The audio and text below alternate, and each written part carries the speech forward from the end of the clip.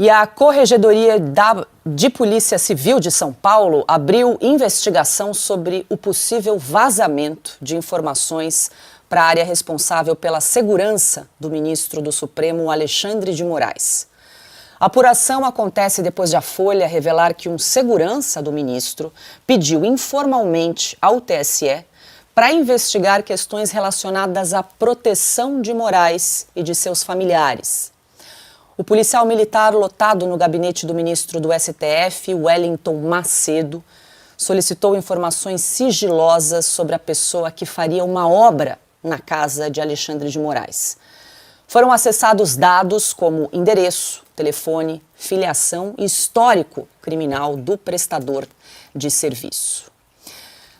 Alexandre Garcia, muito boa noite. É ótimo tê-lo conosco nesta sexta-feira. Alexandre, estamos aí a semana toda nos desdobrando em cima dessas revelações que começaram aí com a publicação de uma série de reportagens pela Folha de São Paulo ainda na terça-feira. Hoje, qual é a novidade? Porque todo dia eles estão publicando novas informações sobre esse caso da troca de mensagens entre o juiz auxiliar do ministro Alexandre de Moraes, o perito criminal também, o Eduardo Talhaferro. E qual é a notícia de hoje, mas também quero te ouvir no todo, né? Essas conversas entre um policial militar responsável pela segurança do ministro Alexandre de Moraes e o perito criminal, o Eduardo Talhaferro, que tudo indica, estariam usando um banco de dados da Polícia Civil aqui de São Paulo para acessar informações sigilosas de uma pessoa que prestaria um serviço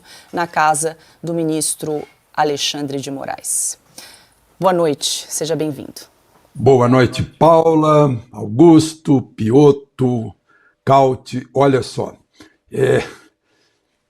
nada contra o ministro se proteger. O ministro, todo mundo sabe que, como disse o desembargador Sebastião Coelho, né, todo mundo sabe qual o sentimento da maioria da população em relação ao Supremo nesse momento, a essa safra do Supremo, não quanto à instituição. Então ele tem o direito de se proteger. Só que vai fazer uma obra e usa o serviço público para se informar sobre o sujeito que vai trabalhar na obra. Né? Como é que é a ficha criminal dele, tinha homônimo, não tem homônimo, onde é que ele mora, como é que é. Isso é indevido, é o uso indevido do serviço público em benefício próprio. Né? Bom, mas tudo isso, essas conversas todas revelam que tem lá no TSE uma ABIN, né? Que fica bisbilhotando, especulando e, pior ainda, fica procurando provas para justificar atitudes e atos. Né? O Augusto certamente há de lembrar, né, com todo o tempo que a gente tem de jornalismo, de algumas reuniões de pauta em que o chefe diz assim, olha, temos que mostrar uma reportagem revelando que tá. Aí o repórter recebe a instrução, te vira, arranja imagens, documentos, depoimentos para comprovar essa tese. É o que o ministro propôs, né? Temos que desmonetizar a Revista Oeste, temos que pegar o Eduardo Bolsonaro, temos que pegar o Rodrigo Constantino. Então vamos atrás, joguem o anzol para fazer o phishing, a Phishing Expedition. Hoje, falando com um jurista, eu perguntei, mas o Tribunal Eleitoral, TSE, é Tribunal Eleitoral ou é Tribunal Penal? Ele me olhou e disse, são esses absurdos que estão acontecendo hoje em dia. Né? O ministro Marco Aurélio, que é aposentado, que já presidiu o Supremo, foi muito delicado na CNN, dizendo, olha, eu não vou criticar ministro do Supremo, mas o judiciário é inerte, ele só age sob provocação. Em outras palavras, ele quis dizer, o judiciário não tem iniciativa, juiz não tem iniciativa. E mais, aí ele disse, olha, investigação é feita pela polícia, é outro órgão, que não está dentro do judiciário, está fora do judiciário, faz parte do Poder Executivo, da Polícia Judiciária. Né? E quem apresenta a acusação ou não, né, examina os indícios, as provas, é o Ministério Público. Né? O Supremo não é Ministério Público, nem é polícia, né? E muito menos é a ABIN, para bisbilhotar a vida do prestador de serviço de reforma de casa. Então é isso que a gente tem. Né? Eu ontem fui depor no Senado e lá ouvi os senadores, eu fiquei 6 horas lá dentro. Os senadores sabem que tem lá um projeto de resolução número 11 do senador Lazier Martins, que tira o poder do presidente do Senado, Rodrigo Pacheco, de pôr em pauta um assunto. E qual é o assunto? O assunto é impeachment. Né? Porque, como os senadores me disseram, o Senado é o único órgão que pode ser o corregedor, o corretor dos desvios do Supremo. Porque o Conselho Nacional de Justiça não está acima do Supremo. Então, a gente vê que essa divulgação de conversas, né, lá num gabinete em que a gente aqui em Brasília fica próximo dessas coisas. Eu sei que lá no gabinete, né, festeja-se a cada prisão, a cada vitória, a cada sujeito que foi preso, que conseguiram trazer do Paraguai para cá, há uma festa, uma torcida. Né? Então, agora, às vezes há divergências lá dentro, no caso do Talhaferro, né? Por ter acontecido uma questão doméstica com ele foi ejetado e revelou as conversas que estão com esse, todo mundo chama de juiz, mas parece que é um desembargador do Tribunal de Justiça de São Paulo que está lá à disposição do ministro Alexandre de Moraes. Então, essas coisas, embora haja o espírito de corpo do Supremo tentando apaziguar, né? No Senado há muita gente que quer fazer com calma isso, né? Mas isso despertou o Congresso, porque o Congresso é o mais importante dos poderes, e é o mais poderoso dos poderes, porque recebe o mandato direto da origem do poder, que é o povo, é o eleitor.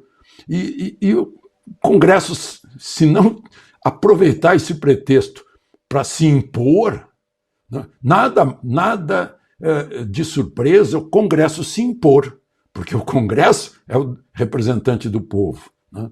Agora, o Judiciário é um órgão técnico, é o terceiro poder, está lá na Constituição em terceiro lugar. Né? E aí cada um na sua casa. Está lá escrito harmônicos, independentes, né?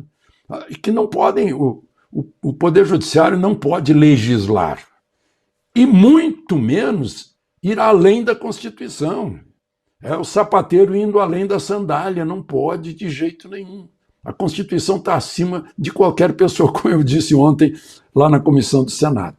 Então, essa é a visão que eu trago assim, do Poder Legislativo sendo sacudido pelos fatos e sacudido pelos seus patrões, que são os mandantes, que são os eleitores.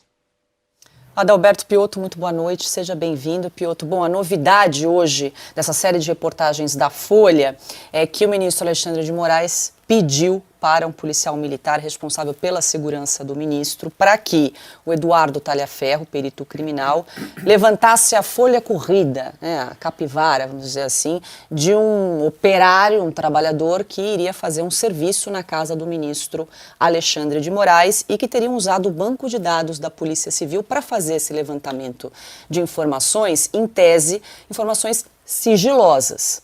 E aí, queria trazer um ponto até para você analisar, Piotto, porque na quarta-feira os ministros do Supremo, os três, né, o decano, o presidente do Supremo e o ministro Alexandre de Moraes se manifestaram sobre o caso numa sessão plenária no Supremo, e o primeiro a falar foi o presidente do Supremo, Luiz Roberto Barroso, e ele disse que os dados que foram solicitados nessa troca de conversa eram todos públicos. A gente vai acompanhar. Na vida, às vezes, existem tempestades reais e, às vezes, existem tempestades fictícias. Acho que nós estamos diante de uma delas. Todas as informações que foram solicitadas pelo Supremo Tribunal Federal e pelo relator dos inquéritos, o ministro Alexandre de Moraes, referiam-se a pessoas que já estavam sendo investigadas e, portanto, o inquérito que já estava aberto perante o Supremo Tribunal Federal. Informações voltadas a obtenção de dados diante da denúncia de reiteração das condutas de desinformação e de circulação de ataques à democracia e de discursos de ódio. Portanto, em nenhuma hipótese e em nenhum caso houve phishing expedition dirigida personalizadamente a qualquer pessoa de maneira aleatória. Informações para instruir inquéritos que já estavam em curso. Em segundo lugar, e muito importante, todas essas informações solicitadas eram informações públicas. Tá, então, a gente acompanhou um trecho da declaração do ministro Luiz Roberto Barroso na última quarta-feira. Quem tem pressa come cru ou frio, não é? Cru ou quente, sei lá, enfim, eu não me recordo mais o ditado. A precipitação foi ruim, né? Isso foi logo no primeiro dia das denúncias da Folha. Incrível. Paula, boa noite, Augusto. Alexandre, querido, seja bem-vindo. Caute, a todos vocês que nos acompanham. O clima, ou a sensação de livre cometimento de ilegalidades, ou seja, sou dono do arbítrio, faço o que eu quiser, a comunhão com as ilegalidades, talvez fosse tão grande no gabinete do ministro Alexandre de Moraes que ele não pensou duas vezes em mandar. Você imagina um auxiliar do ministro Alexandre de Moraes, como é que recebia um, abre aspas, pedido dele? Não era uma ordem, era uma execução quase. Ou faz ou está fora, imagina só. Que nem para um assunto que ele poderia recorrer aos meios convencionais, dizendo, olha, me sinto inseguro, vou solicitar que oficiar, ele não ia oficiar a si próprio, nesse caso ele ia oficiar a segurança da corte, e a segurança da corte ia oficiar a Polícia Civil de São Paulo, dizer, olha, vai entrar lá um profissional, um pedreiro, esse pedreiro não estava nos inquéritos do fim do mundo, não estava em inquérito nenhum, então o ministro Barroso vai ter que fazer um reparo nesse discurso que ele fez lá em defesa precipitada, pelo que se vê claramente, do ministro Alexandre de Moraes. Nem num caso como esse, que seria, convenhamos, muito razoável, o ministro tem um receio, vai entrar um pedreiro, ele está à frente de decisões extremamente complicadas, ilegais, que nós estamos acusando aqui, mas enfim, ele pode se sentir simplesmente um perseguido da sociedade brasileira porque estava salvando a democracia, entre aspas, salvando a democracia, por favor, né? Porque esse termo permite tanta coisa. Nem neste caso passou pela cabeça dele e falou assim, vou fazer de forma justa, legal, convencional. Que teria, obviamente, completamente segmentos. Você imagina o ministro dizer assim, eu temo pela segurança da minha família e um pedreiro vai entrar na minha casa e preciso saber qual é a situação? Neste caso, eu não sei qual seria a resposta da polícia, mas não precisa fazer via... Estou mandando o meu assessor usar um policial que ele conhece na Polícia Civil de São Paulo, que tem a senha para entrar no sistema de informações da Polícia Civil. Por quê? Essa ilegalidade tem um risco muito grande. O que este policial pode ter pedido a mais também? Ué, ele não tem acesso, ele não tem direito. Ele não é dado esse direito. Ele não faz parte da Polícia Civil ou do grupo que pode ter acesso a esse tipo de informação. Que outra informação tem nesse banco de dados? Por exemplo, combate ao crime organizado. Eu não estou aqui dizendo que ele usou ou não informação. Eu estou dizendo que isso passa a ser possível.